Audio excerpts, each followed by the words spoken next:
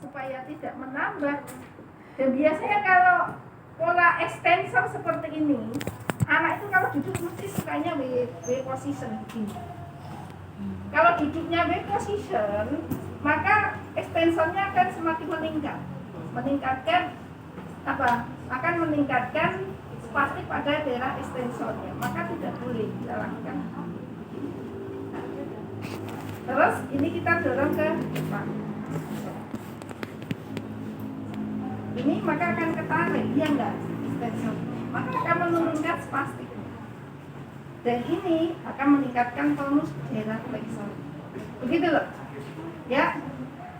Tapi kalau kepala itu nunduk ke belakang, nunduk ke depan, pasien kan ada anak yang duduk nih, ya enggak? Maka anak ini harus dibawa ke sana. Ada debu sini, enggak apa-apa. Ya, jadi harus begini. Ya, kita bawa begini maka ini tonusnya akan terjadi peningkatan tonus ekstensornya.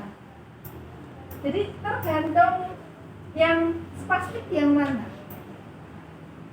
terus yang lemah mana.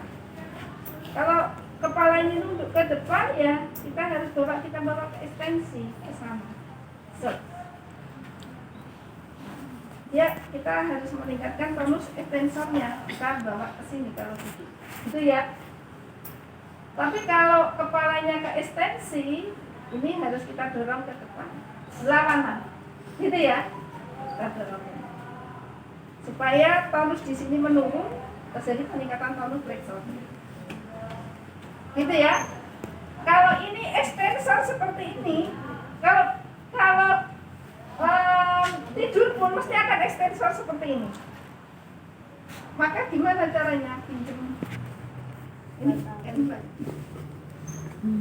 ini ekstensor, maka kita pada waktu ini kita lakukan fleksi.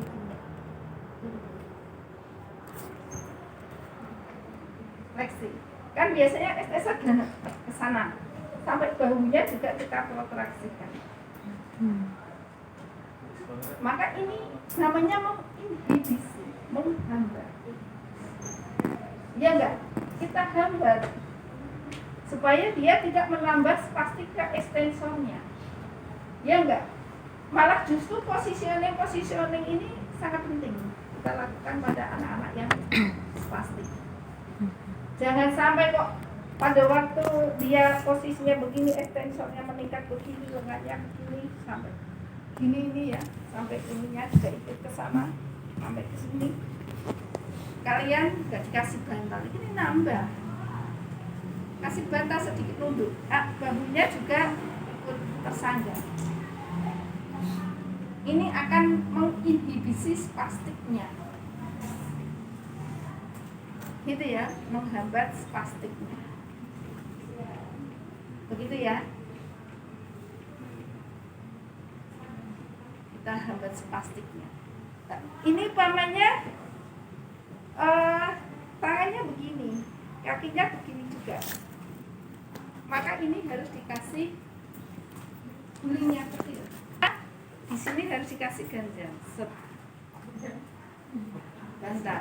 Ya, supaya apa? Tidak terjadi ini untuk menginhibisi pola spastiknya ke ADD. Karena kalau ini spastik banget begini, maka akan resiko terjadinya dislokasi hip. Ya, maka pada waktu tidur ini kita kasih ganjal. Pada waktu duduk pun juga demikian, duduk di kursi roda. Begitu ya. Harus kita sangga. Jadi positioning ini sangat penting sekali. Terus lengannya apabila seperti ini, kita buka ke eksternal rotasi. Kita lakukan eksternal rotasi. Kita lakukan ke ABD seperti ini. Ya. Jadi kalau pasiennya gini, kita lakukan eksternal rotasi. Posisi tidurnya. begitu ya. Pada waktu menggendong pun juga demikian. Jangan sudah begini, gendongnya nanti akhirnya diginikan, semakin menambah skoliosis. Ya enggak? Kadang tuh gendongnya anak saya itu gini kan, iya enggak? Iya. Nah itu akan nambah, malah justru akan menambah spastiknya, akhirnya akan melakukan skoliosisnya seperti itu.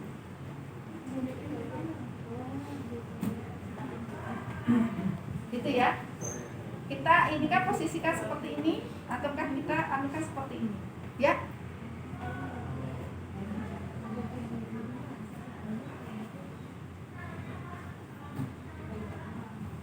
Oke.